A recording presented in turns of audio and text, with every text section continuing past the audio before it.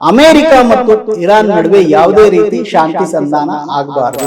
ಇಡೀ ಇರಾನಿನ ಜನ ಲಕ್ಷ ಸಂಖ್ಯೆಯಲ್ಲಿ ಅವರ ದೇಶದ ಪ್ರತಿಯೊಂದು ಸೇತುವೆಗಳ ಮೇಲೆ ಹಾಗೆಯೇ ಪವರ್ ಪ್ಲಾಂಟ್ ಗಳ ಹತ್ತಿರದಲ್ಲಿ ಲಕ್ಷ ಜನ ನೆರೆದು ನೋಡೋಣ ನಮ್ಮ ಮೇಲೆ ಬಾಂಬ್ ಹಾಕಿ ಅಂತ.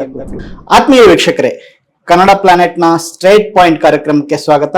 ನಾನು ನಿಮ್ಮ ಹರ್ಷಕುಮಾರ್ ಕುಗ್ವೆ.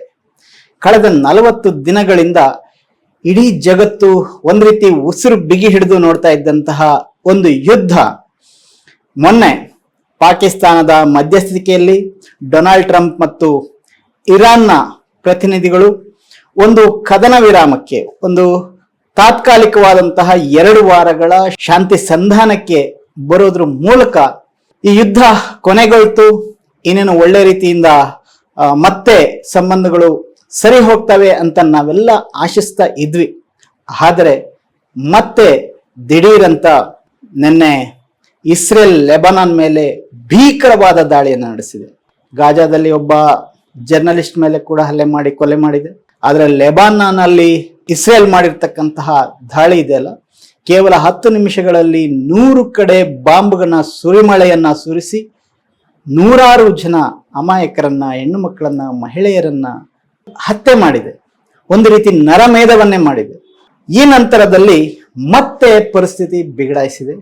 ಒಂದು ಕಡೆ ಇರಾನ್ ಈ ಒಂದು ಶಾಂತಿ ಸಂಧಾನದ ಭಾಗವಾಗಿ ಲೆಬನಾನ್ ಕೂಡ ಇತ್ತು.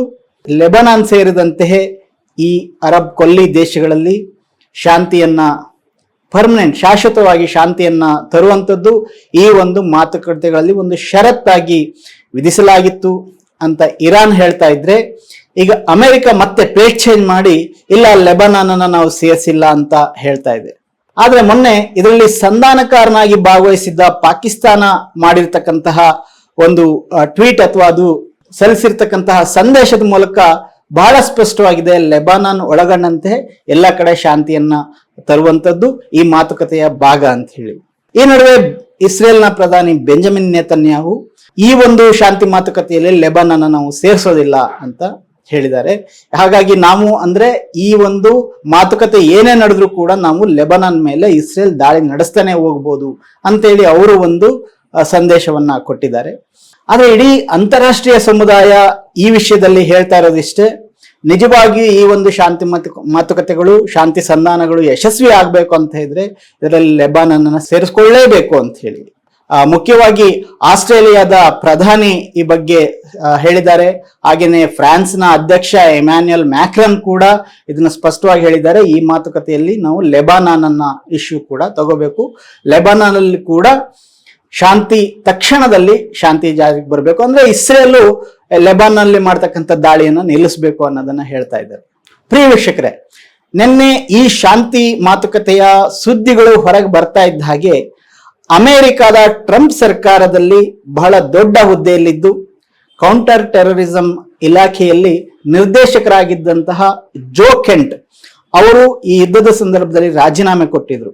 ಮುಖ್ಯವಾಗಿ ಅವರು ರಾಜೀನಾಮೆ ಕೊಟ್ಟಿದ್ದ ಉದ್ದೇಶ ಏನು ಅಂತ ಹೇಳಿದ್ರೆ, ಈ ಯುದ್ಧ ಅಮೆರಿಕಕ್ಕೋಸ್ಕರ ನಡೆಸ್ತಾ ಯುದ್ಧ ಅಲ್ಲ, ಇದು ಅಮೆರಿಕದಲ್ಲಿರುವಂತಹ ಜಿಯೋನಿಸ್ಟ್ ಅಂದ್ರೆ ಇಸ್ರೇಲ್ ಪರವಾದಂತಹ ಶಕ್ತಿಗಳು ಒತ್ತಡ ತಂದು ಒಂದು ರೀತಿ ಬ್ಲ್ಯಾಕ್ ಮೇಲ್ ಮಾಡಿ ಇದು ಅಮೆರಿಕದ ಮೂಲಕ ನಡೆಸ್ತಾ ಇರತಕ್ಕಂಥ ಯುದ್ಧ. ಹಾಗಾಗಿ ನನ್ನ ಆತ್ಮಸಾಕ್ಷಿ ಇದಕ್ಕೆ ಒಪ್ಪೋದಿಲ್ಲ, ಇದು ನಮ್ಮ ಅಮೆರಿಕಕ್ಕೆ ಬಹಳ ನಷ್ಟವನ್ನ ಮಾಡ್ತಕ್ಕಂತಹ ಯುದ್ಧ ಅಂತ ಹೇಳಿ ಅವರು ತಮ್ಮ ಹುದ್ದೆಗೆ ರಾಜೀನಾಮೆ ನೀಡಿದರು. ಅವರು ನಿನ್ನೆ ಈ ಒಂದು ಶಾಂತಿ ಸಂಧಾನದ ಸುದ್ದಿ ಹೊರಗೆ ಬರ್ತಿದ್ದಂಗೆ ಒಂದು ಎಚ್ಚರಿಕೆಯನ್ನ ಕೊಟ್ಟರು. ಏನು, ಈಗ ಅಮೆರಿಕ ಮತ್ತು ಇರಾನ್ ನಡುವೆ ಒಂದು ಸಂಧಾನ ಆಗಿದೆ, ಈ ಸಂಧಾನವನ್ನ, ಈ ಶಾಂತಿ ಮಾತುಕತೆಯನ್ನ ಯಾವುದೇ ರೀತಿ ಯಶಸ್ವಿ ಆಗೋದಕ್ಕೆ ಇಸ್ರೇಲ್ ಬಿಡೋದಿಲ್ಲ. ಹಾಗಾಗಿ ಅದರ ಟ್ರ್ಯಾಕ್ ರೆಕಾರ್ಡ್ ಕೂಡ ಅದೇ, ಈ ಒಂದು ಸಂಧಾನವನ್ನ, ಶಾಂತಿಯನ್ನ ಹೇಗಾದ್ರೂ ಮಾಡಿ ಅದು ದಿಕ್ ತಪ್ಪಿಸುತ್ತೆ, ಹಾಳು ಮಾಡುತ್ತೆ. ಇದಕ್ಕೆ ಒಂದೇ ಪರಿಹಾರ ಅಂತ ಹೇಳಿದ್ರೆ ಅಮೆರಿಕ ಮತ್ತೆ ಡೊನಾಲ್ಡ್ ಟ್ರಂಪ್ ಇಸ್ರೇಲ್ಗೆ ನೀಡ್ತಕ್ಕಂಥ ಎಲ್ಲಾ ಒಂದು ಸೈನಿಕ ಸಹಾಯವನ್ನ ಕೂಡಲೇ ವಾಪಸ್ ತಗೋಬೇಕು.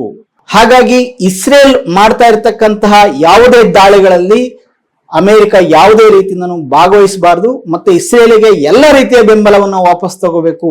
ಆವಾಗ ಮಾತ್ರ ಈ ಶಾಂತಿ ಮಾತುಕತೆ ಯಶಸ್ವಿ ಆಗಲಿಕ್ಕೆ ಸಾಧ್ಯ ಅನ್ನುವ ಮಾತನ್ನ ಜೋ ಕೆಂಟ್ ಅವರು ಹೇಳಿದ್ರು. ಇಲ್ಲಿ ನಮಗೆ ಅವರ ಮಾತುಗಳು ಬಹಳ ಮುಖ್ಯ ಆಗ್ತವೆ. ಅವರು ಇನ್ನು ಹೇಳಿ ಕೆಲವೇ ಗಂಟೆಗಳಾಗಿಲ್ಲ ಇಸ್ರೇಲ್ ತನ್ನ ಬುದ್ಧಿಯನ್ನ ಮತ್ತೆ ತೋರಿಸ್ತಾ ಇದೆ. ಯಾಕೆ ಇಸ್ರೇಲ್ ಈ ರೀತಿ ಮಾಡ್ತಾ ಇದೆ ಅಂತ ಹೇಳಿದ್ರೆ, ಇಸ್ರೇಲ್ಗೆ ಬೇಸಿಕಲಿ ಇಲ್ಲಿ ಶಾಂತಿ ನೆಲೆಸೋದು ಇಷ್ಟ ಇಲ್ಲ. ಅದು ತನ್ನ ದೊಡ್ಡದಾದಂತಹ ಒಂದು ಸ್ಟ್ರಾಟಜಿಕ್ ಆದಂತಹ ಉದ್ದೇಶಗಳನ್ನ ಇಟ್ಕೊಂಡಿದೆ. ಅದು ಗ್ರೇಟರ್ ಇಸ್ರೇಲ್ ನ ಸ್ಥಾಪನೆ ಮಾಡೋದು, ಇಡೀ ಅರಬ್ ಜಗತ್ತಿನಲ್ಲಿ ಸಂಪೂರ್ಣ ಶಾಂತಿಯನ್ನ ಸರ್ವನಾಶ ಮಾಡಿ, ಇರಾನ್ ಸರ್ಕಾರವನ್ನ ಸಂಪೂರ್ಣವಾಗಿ ಉರುಳಿಸಿ, ಇಡೀ ಅರಬ್ ಜಗತ್ತಿನ ಮೇಲೆ ತಾನು ಅಧಿಕಾರವನ್ನ ಚಲಾಯಿಸಬೇಕು, ತನ್ನ ಹಿಡಿತಕ್ಕೆ ತಗೋಬೇಕು ಅನ್ನುವ ಒಂದೇ ಒಂದು ಉದ್ದೇಶ ಇಸ್ರೇಲ್ಗಿದೆ. ಇವಾಗ ಅರಬ್ ಜಗತ್ತಿನಲ್ಲಿ ಯಾವ ರೀತಿಯಲ್ಲಿ ಅಮೆರಿಕ ಒಂದು ಅಧಿಕಾರವನ್ನ ವಹಿಸ್ಕೊಂಡಿದೆ ಇದುವರೆಗೆ, ಈ ಅಧಿಕಾರವನ್ನ ತಾನು ತಗೋಬೇಕು ಅನ್ನೋದು ಇಸ್ರೇಲ್ನ ಒಂದು ಮಹದಾಸೆ ಇದು. ಆದ್ರೆ ಆ ಒಂದು ಇಸ್ರೇಲ್ನ ಆಸೆ ಈಡೇರಬೇಕು ಅಂತ ಹೇಳಿದ್ರೆ ಅಮೆರಿಕ ಅದಕ್ಕೆ ಜೊತೆಗೆ ನಿಲ್ಲಬೇಕು. ಹಾಗಾಗಿ ಅಮೆರಿಕ ಮತ್ತು ಇರಾನ್ ನಡುವೆ ಯಾವುದೇ ರೀತಿ ಶಾಂತಿ ಸಂಧಾನ ಆಗಬಾರದು. ಅಮೆರಿಕ ಮತ್ತು ಇರಾನ್ ಒಪ್ಪಂದ ಮಾಡಿಕೊಂಡ್ರೆ ತನ್ನ ಉದ್ದೇಶಗಳು ಈಡೇರೋದಿಲ್ಲ. ತಾನು ಏನು ಗ್ರೇಟರ್ ಲೆಬನಾನ್ ಅನ್ನ ವಶಪಡಿಸ್ಕೋಬೇಕು, ಈ ಕಡೆ ಬೇರೆ ಎಲ್ಲ ಈ ಕಡೆ ಗಾಜಾವನ್ನ ಸಂಪೂರ್ಣ ನಾಶ ಮಾಡಬೇಕು, ಈ ಯಾವುದೇ ಉದ್ದೇಶಗಳು ಈಡೇರೋದಿಲ್ಲ. ಹಾಗಾಗಿ ಇಸ್ರೇಲ್ ಈ ಮಟ್ಟದ ಒಂದು ಕ್ರೌರ್ಯವನ್ನ ಬರ್ಬರತೆಯನ್ನ ನಡೆಸ್ತಾ ಇದೆ. ಸೊ ಈಗಾಗಲೇ ಈ ಇಸ್ರೇಲ್ನ ದಾಳಿಯನ್ನ ಖಂಡಿಸಿರುವಂತಹ ಇರಾನ್ ತಾನು ಹೋರ್ಮುಜ್ ಜಲಸಂಧಿಯನ್ನ ಮತ್ತೆ ಮುಚ್ತೇನೆ, ನೆನ್ನೆ ಶಾಂತಿ ಮಾತುಕತೆ ಆದ ನಂತರ ನಾನು ಓಪನ್ ಮಾಡಿದ್ದೆ, ಆದ್ರೆ ಈಗ ನಾನು ಮತ್ತೆ ಮುಚ್ತೇನೆ, ಲೆಬನಾನನ್ನ ಒಳಗೊಳ್ಳದೇನೆ ಈ ಶಾಂತಿ ಮಾತುಕತೆ ಸಾಧ್ಯ ಇಲ್ಲ ಅನ್ನೋ ಒಂದು ಖಡಕಾದ ಸಂದೇಶವನ್ನ ಇರಾನ್ ಕೂಡ ರವಾನಿಸಿದೆ.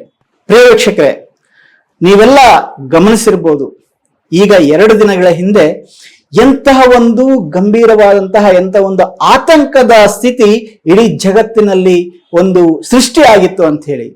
ಒಂದ್ ಕಡೆ ಡೊನಾಲ್ಡ್ ಟ್ರಂಪ್ ಅವರು ನಾವು ಇರಾನ್ ಅನ್ನ ಶಿಲಾಯುಗಕ್ಕೆ ಕರ್ಕೊಂಡು ಹೋಗ್ತೀವಿ, ನಾವು ಆ ರೀತಿಯಲ್ಲಿ ಸೈನಿಕ ದಾಳಿ ಮಾಡ್ತೀವಿ ಅಂತ ಹೇಳಿದ್ರೆ, ಇನ್ನು ಮರುದಿನನೇ ಹೇಳ್ತಾರೆ ನಾವು ಇಡೀ ಒಂದೇ ರಾತ್ರಿ ಒಳಗಡೆ ಇಡೀ ನಾಗರಿಕತೆಯನ್ನ ಹೊಸಕೆ ಹಾಕ್ತೀವಿ ಅಂತ ಹೇಳಿ. ಸೊ ಹಾಗಾಗಿ ಅವತ್ತು ರಾತ್ರಿ ಇಡೀ ಜಗತ್ತಿನಲ್ಲಿ ಒಂದು ಆತಂಕ ಮೂಡಿತ್ತು. ಇನ್ನೇನು ಯಾವ ರೀತಿಯ ಬಾಂಬ್ ಅನ್ನ ಹಾಕಿ ಇರಾನ್ ಮೇಲೆ ಲಕ್ಷಾಂತರ ಜನರ ಮಾರಣ ಹೋಮ ಆಗ್ಬೋದು ಅಂತ ಹೇಳಿ.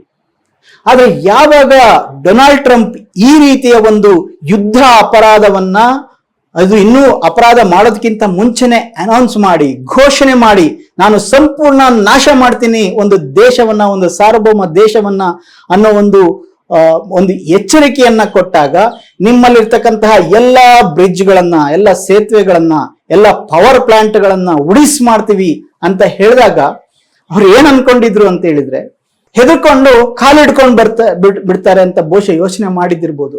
ಆದ್ರೆ ಹಾಗಾಗ್ಲಿಲ್ಲ.